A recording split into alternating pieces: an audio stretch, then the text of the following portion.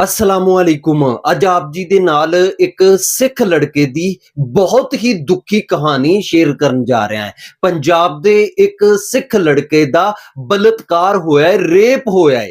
ਕੀ complete detail ਹੈ ਅੱਜ ਦੀ ਆਪਣੀ ਇਸ ਵੀਡੀਓ ਦੇ ਵਿੱਚ ਆਪਾਂ ਜਾਣਾਂਗੇ। ਵੀਡੀਓ ਸ਼ੁਰੂ ਕਰਦੇ ਹਾਂ ਤੇ ਵੀਡੀਓ ਸ਼ੁਰੂ ਕਰਨ ਤੋਂ ਪਹਿਲਾਂ ਇੱਕ ਛੋਟੀ ਜੀ ਬੇਨਤੀ ਹੈ ਕਿ ਜਿਹੜੇ ਵੀਰ ਭੈਣ ਭਰਾ ਬਜ਼ੁਰਗ ਇਸ ਚੈਨਲ ਤੇ ਨਵੇਂ ਨੇ ਕਾਈਂਡਲੀ ਚੈਨਲ ਨੂੰ ਸਬਸਕ੍ਰਾਈਬ ਕਰ ਲੈਣ ਔਰ ਬੈਲ ਆਈਕਨ ਦੇ ਬਟਨ ਨੂੰ ਪ੍ਰੈਸ ਕਰ ਦੇਣ। ਵੀਡੀਓ ਸ਼ੁਰੂ ਕਰਦੇ ਹਾਂ, ਗੋ। ਮੈਨੂੰ ਕਹਿੰਦਾ ਮੰਮੀ ਮੇਰੇ ਨਾਲ ਆਹ ਹਰਕਤ ਕੀਤੀ, ਰੋਂਦਾ ਕਲਾਂਦਾ ਘਰੇ आया। मैं ਉਹਦੇ डैडी ਨੂੰ बताया। वो जो डैडी आ गया था जो बठिंडा पंजाब का एक छोटा सा शहर, जो शहर हर एक नॉर्मल सिटी की तरह चलता था, लेकिन इसी शहर के एक कोने के बीच एक फैमिली रहती थी। इस फैमिली के अंदर एक माँ बाप, एक छोटी बहन और एक लड़का, जिसके साथ कुछ ऐसी घटना हुई जो घटना आपका दिल दहला देगी, जिसे सुनने के बाद आपकी आंखों में भी आंसू आने वाले हैं। उसी के एक नोन के द्वारा उसके साथ जो चीज की गई वो बहुत शर्मसार थी और उसे सुन पाना और बोल पाना मेरे लिए भी बहुत ज्यादा दुख भरा था। लेकिन एज यू नो, इससे पहले भी हमने बहुत सारे ऐसे केस रिवील किए जिनके अंदर लड़के लड़कियों के साथ ये चीजें होती रही और इनमें से भी सिर्फ 5% केस ही बाहर आ पाए थे। लेकिन हमने ट्राई किया कि जितनी भी चीजें हो सके हम अपने चैनल के द्वारा आप तक भेज सकें, और इसी के साथ एक नए केस की शुरुआत करते हैं, द केस ऑफ बठिंडास बॉय। वेलकम बैक गाइज, मेरा नाम है करण और आप देख रहे हैं डार्क वाइज। एक लड़का जो कि अपने माँ बाप के साथ रहता था, पढ़ाई करने जाता, वहां से वापस आकर ग्राउंड में जाता क्रिकेट खेलने के लिए। इसकी फेवरेट गेम थी और इसे बहुत ज़्यादा मज़ा आता था जब ये घर से बाहर ग्राउंड में और भी कोई गेम खेलता। हर किसी एक नॉर्मल लड़के की तरह इसकी ज़िंदगी भी चल रही थी, लेकिन इसी ज़िंदगी के बीच एक ऐसा आदमी आया 32 साल का, जिसने कि इसकी सारी जिंदगी नर्क बना दी। ये 32 साल का आदमी इन्हीं के गांव के अंदर रहता था और सबसे बड़ी बात, ये आदमी इस लड़की की फैमिली को भी जानता था। सभी लोग इसे एक बहुत अच्छा इंसान समझते थे और इसके पीछे का कारण भी बहुत बड़ा था, क्योंकि वैसे तो कोई नहीं जानता था कि ये काम क्या करता है, कहाँ जाता है, इसका कोई और परिवार मेंबर है भी या नहीं। एक घर के अंदर ये सभी को एक अकेला आदमी रहने वाला लगता था। लेकिन इसी के साथ जब ये बाहर से कहीं से आता तो लड़के और लड़कियों के लिए चॉकलेट्स, टॉयज और ऐसी ऐसी चीजें लेकर आता। इसी के साथ जैसे ही बच्चे गांव के अंदर खेलना शुरू करते थे तो ये आदमी भी वहां जाकर उनके साथ खेलता। इसी वजह से इसकी एक बहुत बढ़िया सी इमेज सारे गांव के बीच बनी हुई थी। सभी लोग इसे एक बहुत बढ़िया अच्छा इंसान मानते थे, क्योंकि भला कौन ही इस जमाने के अंदर भी किसी और के लड़के लड़कों के लिए चीजें लाता हो, उन्हें खुश रखता हो। लेकिन किसी को क्या ही पता, इसी अच्छे चेहरे के दूसरी साइड एक काला चेहरा भी है, जो चेहरा बहुत डरावना और गलत है। कई सालों से इसी गांव में रहने के कारण सभी लोग इस पे ट्रस्ट भी करते थे, क्योंकि अगर कोई भी लड़का या लड़की इसके घर पर जाते खेलने के लिए तो कोई भी इस आदमी के बारे में गलत नहीं सोचता था। यही उन लोगों की सबसे बड़ी गलती थी, जो कि आगे जाकर आपको पता चलने वाली है। ऐसे ही बाहर खेलते हुए ये आदमी भी उन लड़के और लड़कियों के साथ खेल रहा था। इसी बीच उसकी नजर इस लड़के पर पड़ी।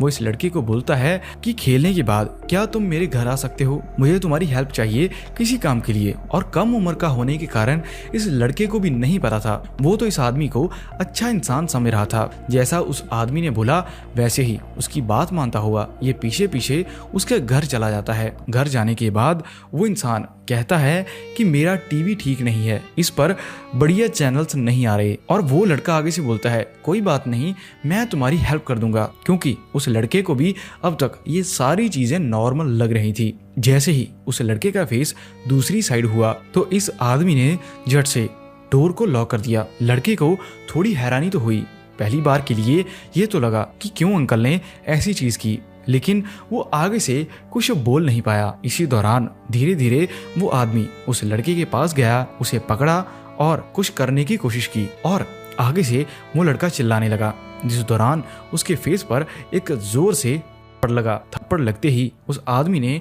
लड़के को बोला कि अगर तू चिल्लाया या तुमने कुछ करने की कोशिश की तो मैं तुम्हें और तुम्हारी फैमिली को खत्म कर दूंगा। तू जानता नहीं मैं कितना ज्यादा गलत इंसान हूँ। ऐसी चीज होते दौरान वो लड़का समझ ही नहीं पाया कि जो अंकल उनके साथ कई सालों से खेल रहे हैं उनके मन के अंदर ऐसी भी चीजें चलती होंगी। इसी दौरान उस आदमी के द्वारा धीरे धीरे उसके कपड़े उतारे गए, उसके साथ ये गलत चीज की गई।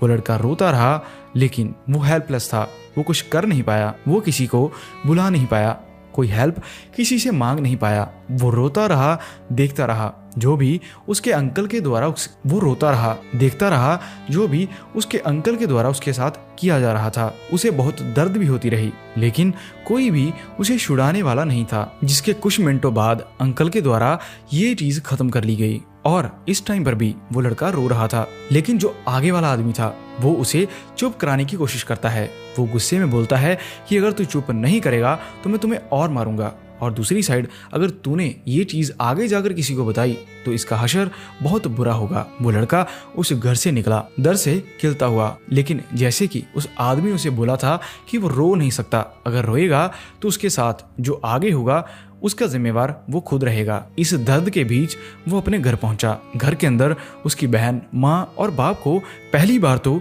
कुछ भी समझ नहीं आया। उन्होंने सिर्फ देखा कि कैसे नॉर्मल डेज की तरह उनका लड़का बाहर खेलने के लिए गया था और वापस आ चुका है, लेकिन उनको भी क्या ही पता था कि उनके लड़के के साथ इतनी बड़ी चीज हो चुकी है। और वो चीज एक बार नहीं, इसके बाद भी हुई, जिसके बाद बहुत बड़ा खुलासा भी हुआ। जो भी पहली बार इस लड़के के साथ हुआ उस चीज को ये अंदर ही अंदर अपने मन के अंदर मार कर बैठा था। वो डरता था कि अगर अपने घर पर बताया तो ना जाने वो आदमी उसकी फैमिली के साथ क्या करेगा। और ऐसी ऐसी चीजें सोचते हुए लगभग 15 दिन और बीत जाते हैं। इन 15 दिनों में वो लड़का एक बार भी खेलने के लिए नहीं गया। उसकी माँ को भी शक हुआ कि उनके लड़के को हुआ क्या, वो क्यों नहीं जाता। इसके बारे में उन्होंने उस लड़के से भी पूछा, लेकिन आगे से कोई भी जवाब नहीं आया। घर वालों का प्रेशर पड़ने के बाद फिर से वो लड़का घर से बाहर जाता है खेलने के लिए। खेलते दौरान एकदम से ही इस लड़के ने कांपना शुरू कर दिया था, क्योंकि उसकी आंखों के सामने वही आदमी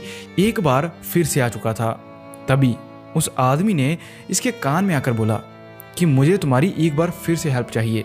वो लड़का आगे से मना करता है, लेकिन आदमी ने उसे फिर से डराया। इसके बाद वो उस लड़के को अपने साथ ले जाता है। गांव के साथ ही एक पानी की टंकी थी, जिसके नीचे बहुत सारी घास और ऐसी जगह थी जहां जाने के बाद कोई भी उन्हें देख नहीं सकता। इसी जगह पर वो आदमी उस लड़के को ले गया और यहाँ जाकर भी उसके साथ वही सेम चीज हुई जो कि 15 दिन पहले उसके साथ पहली बार हुई थी। फिर सेम चीज हुई। वो लड़का रोता रहा, वो चिल्ला नहीं पाया, दर्द सहता रहा और इसी दर्द के साथ वो वापस अपने घर आ गया।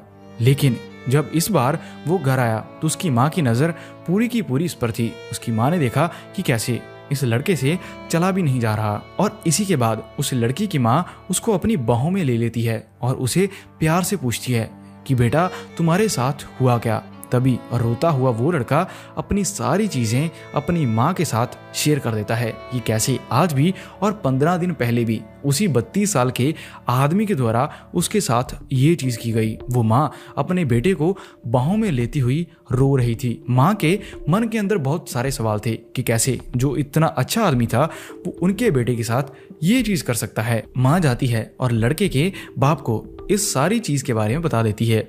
गुस्से में उसका बाप बठिंडा के ही एक पुलिस स्टेशन में पहुंच जाता है 22 मार्च 2022 को, जहां जाने के बाद उसने मौके के एएसआई को सारी चीज़ों के बारे में बताया। और कायदे से तो ये होना चाहिए था कि पुलिस के द्वारा इस केस को रजिस्टर्ड किया जाता और दूसरी साइड गुनाहगार को उसकी सजा मिलती, लेकिन आगे से पुलिस वाले का ये जवाब था कि आप छोड़िए इस केस को, जो भी लड़के के साथ हुआ उस पर मिट्टी डालिए और इसके बीच आपका ही नुकसान है।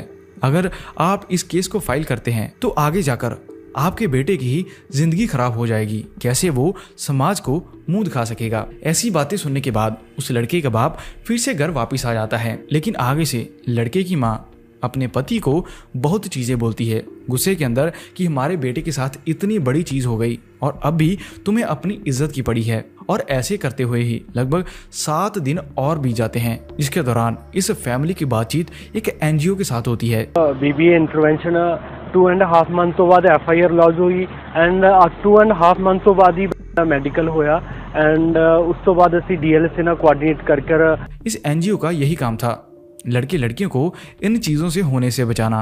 तो वो लोग इनकी हेल्प करते हैं और पहली बार उस 32 साल के आदमी के ऊपर कंप्लेंट दर्ज की जाती है, जिसके बाद पुलिस उस आदमी को गिरफ्तार कर लेती है। गिरफ्तार करने के बाद जैसे ही सख्ती से उससे पूछताछ हुई तो वो आदमी ये केस तो मानता ही है, इसी के साथ एक बहुत बड़ी स्टोरी बताता है।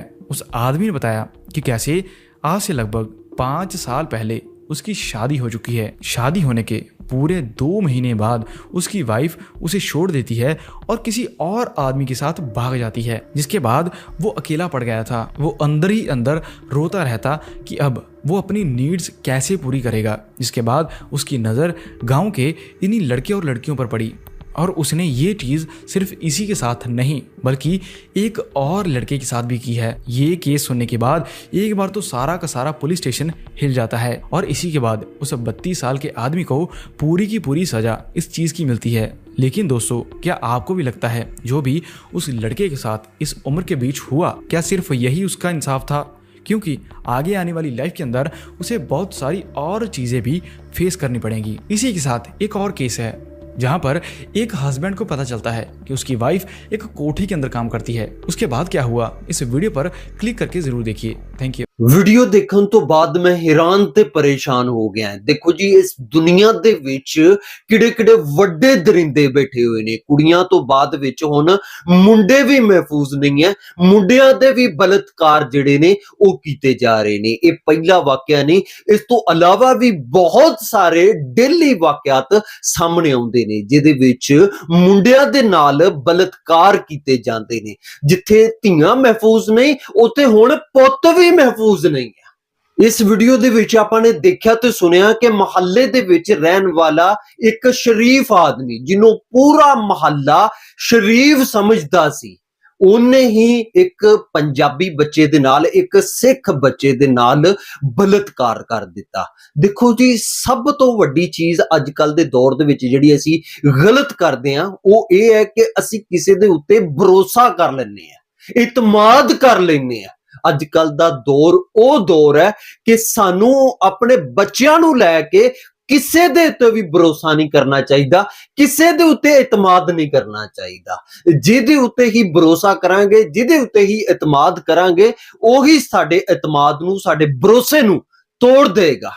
ਇਸ ਵੀਡੀਓ ਤੋਂ ਸਾਨੂੰ ਇਹ ਸਬਕ ਮਿਲਦਾ ਹੈ ਕਿ ਚਾਹੇ ਕੋਈ ਜਿੰਨਾ ਮਰਜ਼ੀ ਚੰਗਾ ਹੋਵੇ, ਜੋ ਮਰਜ਼ੀ ਹੋਵੇ, ਲੇਕਿਨ ਅਸੀਂ ਆਪਣੇ ਬੱਚਿਆਂ ਨੂੰ ਲੈ ਕੇ ਕਦੇ ਵੀ ਉਹਦੇ ਉੱਤੇ ਭਰੋਸਾ ਨਹੀਂ ਕਰ ਸਕਦੇ, ਇਤਮਾਦ ਨਹੀਂ ਕਰ ਸਕਦੇ। ਜੇ ਅਗਰ ਅਸੀਂ ਉਹਨਾਂ ਤੇ ਭਰੋਸਾ ਕਰੀਏ, ਇਤਮਾਦ ਕਰੀਏ, ਤੇ ਜਿਸ ਤਰ੍ਹਾਂ ਇਸ ਸਿੱਖ ਬੱਚੇ ਦੇ ਨਾਲ ਹੋਇਆ, ਹੋ ਸਕਦਾ ਹੈ ਕਿ ਸਾਡੇ ਬੱਚੇ ਦੇ ਨਾਲ ਵੀ ਹੋ ਜਾਏ। ਇਸ ਲਈ ਸਾਨੂੰ ਹਰ ਵਕਤ ਚੁਕੰਨੇ ਰਹਿਣਾ ਚਾਹੀਦਾ ਹੈ, ਆਪਣੇ ਬੱਚਿਆਂ ਦਾ ਪੂਰਾ ਜਿਹੜਾ ਖਿਆਲ ਰੱਖਣਾ ਚਾਹੀਦਾ। ਬਾਕੀ ਵੀਡੀਓ ਦੇਖ ਕੇ ਜੋ ਮੈਨੂੰ ਲੱਗਦਾ ਸੀ ਮੈਂ ਆਪ ਜੀ ਨੂੰ ਦੱਸ ਦਿੱਤਾ ਹੈ। ਜੋ ਆਪ ਜੀ ਨੂੰ ਲੱਗਦਾ ਆਪ ਜੀ ਨੇ ਮੈਨੂੰ ਕਮੈਂਟ ਦੇ ਵਿੱਚ ਲਾਜ਼ਮੀ ਦੱਸਣਾ ਹੈ। ਤੇ ਇਸ ਮੇਰੀ ਅੱਜ ਦੀ ਵੀਡੀਓ ਮਿਲਦੇ ਹਾਂ ਆਪਾਂ ਨੈਕਸਟ ਵੀਡੀਓ ਦੇ ਵਿੱਚ। ਉਦੋਂ ਤੱਕ ਮੈਨੂੰ ਦਿਓ ਇਜਾਜ਼ਤ, ਰੱਬ ਰਾਖਾ।